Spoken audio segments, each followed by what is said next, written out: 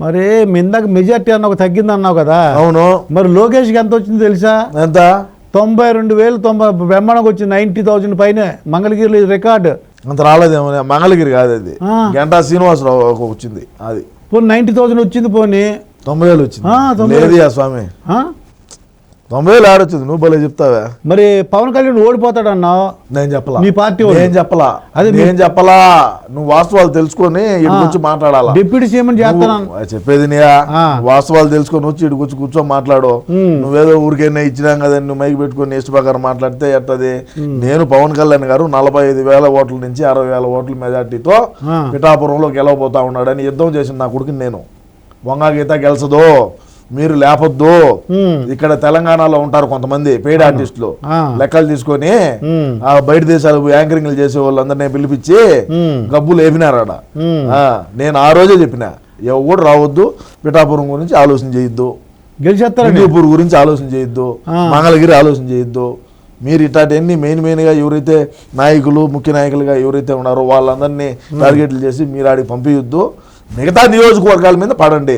మనకు లాస్ అయితే ఈ 3-4 నియోజకవర్గాలు, ఇప్పుడు కుప్పము, మంగళగిరి, పిఠాపురం మీద పెట్టిన శ్రద్ధ ఇంకా బయట పక్కన నియోజకవర్గాల మీద కన్నా పెట్టుంటే ఇంకో సీట్లు 1-2 పెరిగేటి. యాండే స్క్రాప్ అంతా తెచ్చి పిఠాపురంలో దించుతీవి. అంటే పవన్ కళ్యాణ్ గారు సినిమా హీరో, ఏ విధంగా ఆయన అభిమానులు ఉంటారు, జన సైనికులు ఏ విధంగా ఉంటారు, వీర మహిళలు ఏ విధంగా ఉన్నారు, ఏమి ఆశించకుండా పవన్ కళ్యాణ్ గారికి పనిచేసేటువంటి అభిమానులు ఉన్నారు. మరి ఈ లంగా పనులు ఎందుకు? ఈ లంగా నా కొడుకులందరినీ తెచ్చి ఆడ దించి ఈ స్క్రాప్ అంతా దించినాడు.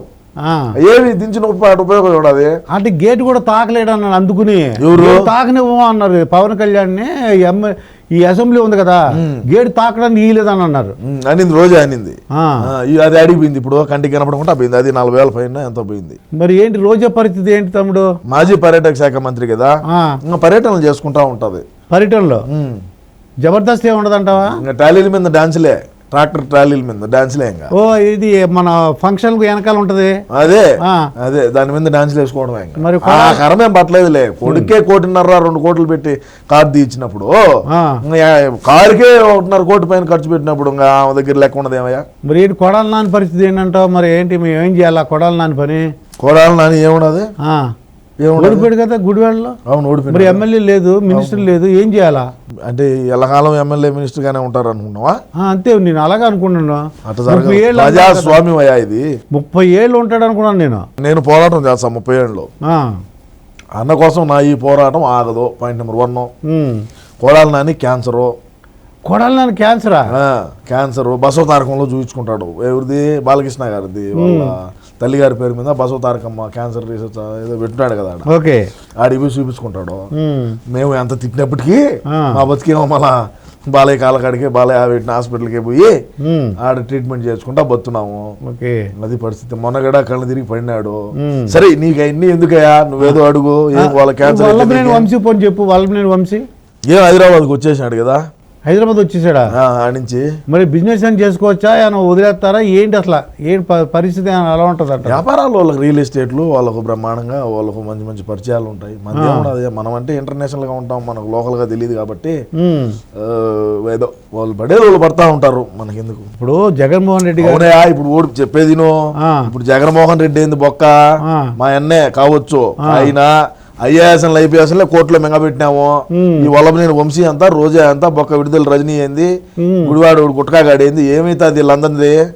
ఐఏఎస్ఎల్ ఐపీఎస్ అని కోర్టు బోన్లు ఎక్కించి నా కొడకలము, తల్లిని చెల్లిని వాడుకొని ఏదలు బడిగా తిప్పిన వాళ్ళము. సినాయన ఈడు మాకు ఎన్నుపోటు పుడుచాడు, ఈడు మాకు ఇదిగా ఉన్నాడు అని చెప్పి గొడ్డలతో నరికిన వాళ్ళము. ఇంకా కొడాలి నాని ఏంది, వల్లభనేని వంశీ ఏంది, బొక్క ఏందంట. ఇప్పుడు గొడ్డలు అన్నావు కదా, మరి గొడ్డలు అంటే ఎన్నాళ్ళు సీఎం గా ఉన్నందుకు జగన్మోహన్ రెడ్డి గారు పర్లేదు. ఇప్పుడు మరి దిగిపోయారు, ఏమవుద్దంటారు గొడ్డల పోటు? ఏమైతే ఏమవుతుంది, సిబిఐ విచారణ పిలుస్తుంది, పోతాము అన్నా పోతాడు, వదినా పోతుంది. తేడా జరిగితే లోపల మింగుతారు. ఏందంట 16 నెలలు ఉన్నాం, ఏమవుతుంది? ఇంకా మేమేం చూడడం చేయాల, మాకు తెలియజేయాల. 10వ తరగతిలోనే పేపర్ లీకేజ్లో జైలుకి పోయి నా కొడుకులో మేము జైలు ఏంటి, అది మాకు అత్తగారిలతో పాటే సమానం, ఏం కాదు మాకు. మా రాయలసీమలో నీ మీద ఎన్ని కేసులు ఉంటే నువ్వు అంత మగోడివి. ఏ ఊరి మీద? కాకినాడ. మీ గోదావరి జిల్లాలో ఉచ్చబోసుకుంటారు పోలీసు వాళ్ళన్నా, జైలు కేసులన్నా. నిజమే. మాకు ఇంటికి ముక్కతో సమానం. ఇది ఇంటికి మొక్క అయితే అన్న మీద ఎన్ని కేసులు ఉన్నాయి, ఏమైంది, ఏం పెరిగినారా? సీఎం గా ఉన్నారు కాబట్టి రాలేదు. మరి సీఎం దిగిపోతున్నాడు కదా, పోయినాడు ఆల్రెడీ, రాజీనామా రాసి ఇచ్చినాడయా. సిబిఐ కేసులు అన్ని ఏమవుతాయని. ఏమైనా కానీ 16 నెలలు జైల్లో ఉన్నాము, ఇంకొక 16 నెలలు ఉంటాం అవసరం అయితే. అంటే అలవాటేనంటావు ఇవి? అయితే వారిని 10వ తరగతిలోనే జైలుకి పోయిన వచ్చిన వాళ్ళమయ్యా. అరే మళ్ళీ ఒకసారి బాలకృష్ణ అభిమాన సంఘం కడప టౌన్ ప్రెసిడెంట్ గా పనిచేసినప్పుడు ఏదో సినిమాలో కూడా ఎవరో గొడవ అయితే అప్పుడు కూడా 2 రోజులు కేసులో ఉండొచ్చాడు.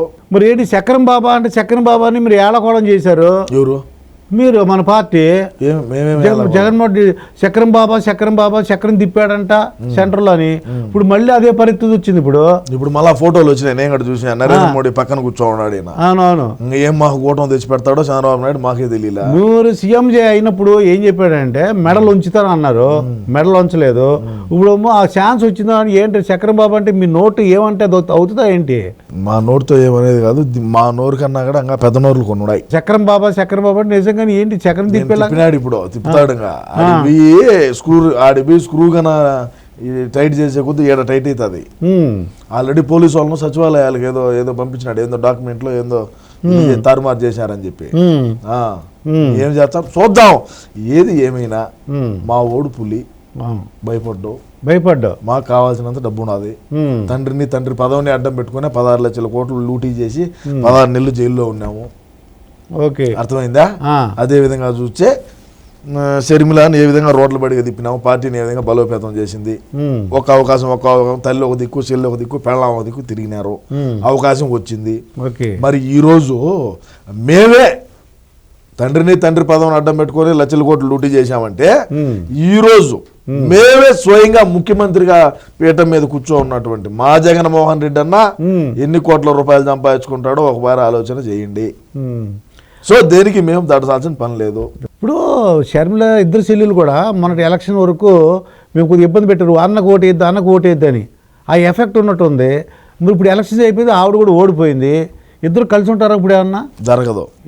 అంతేనంటారా? జరగదయా, ఎట్ట జరుగుతుంది అంటే ఎలక్షన్ అయిపోయినా ఓడించేసారా, అయిపోయింది. ఎలక్షన్ అయిపోయినా ఓడించేసినా ఏమైనా కూడా అది జరగదు. మరి సిబిఐ కంటే మరి కోర్టులు ఎన్ని కేసులు అవసరమైతే పోతాము. ఏమైతుంది? మా వెనకీర్తి వీళ్ళు కూడా వస్తారు, ఉండేవాళ్ళు కూడా. ఇప్పుడు ఉండే మా మంత్రివర్గ విస్తరణ మంత్రివర్గంలో ఎవరైతే ఉన్నారో ఆర్కే రోజా గడ వెనకీర్తి రావాల్సిందే, రజనీ వెనకీర్తి రావాల్సిందే. ఇంకా కొంతమంది ఉన్నారు వెనకీర్తి వచ్చేవాళ్ళు. ఓకే, ఐఏఎస్లు పోతారు, ఐపీఎస్లు పోతారు. ఎవడైతే అతి ఉత్సాహంగా జగన్మోహన్ రెడ్డి కళ్ళల్లో ఆనందం చూడాలని ఎవరైతే, అది కాంతిరాణ టాటా ఉన్నాడు, ఉడోలే ఎవడన్నా కానీ ఎవడైనా వెనకిడితే రావాల్సిందే. అతి ఉత్సాహం ప్రదర్శించినోడు ఎవడైనా రావాల్సిందే. ఇప్పుడు వేణుస్వామి, నేను అసలు ఎలక్షన్ కంటే ముందు ఏంటంటే ఈ వేణుస్వామి గురించి నేను ఆలోచించా. నాకు తెలుసు ఇది ఓడిపోతుందని తెలుసు, కూటమి అవుతుందని తెలుసు. నాకు వేణుస్వామి ఎలా రియాక్ట్ అవుతాడని చూసావా? మరి బ్రహ్మాండంగా మరి సారీ చెప్పేశాడు. వదిలేద్దామా మరి? కొంపల్లో ఆడవాళ్ళ తాలిబొట్లు కూడా ఎత్తుకొని మార్వాడి కొట్టుకాడు పెట్టి బెట్టింగ్లు వేసారయ్యా. ఈడమ్మ ముగుడు తెచ్చిచ్చాడా? ఇప్పుడు వాళ్ళకు రిలీజ్ చేస్తారు అది గోల్డ్.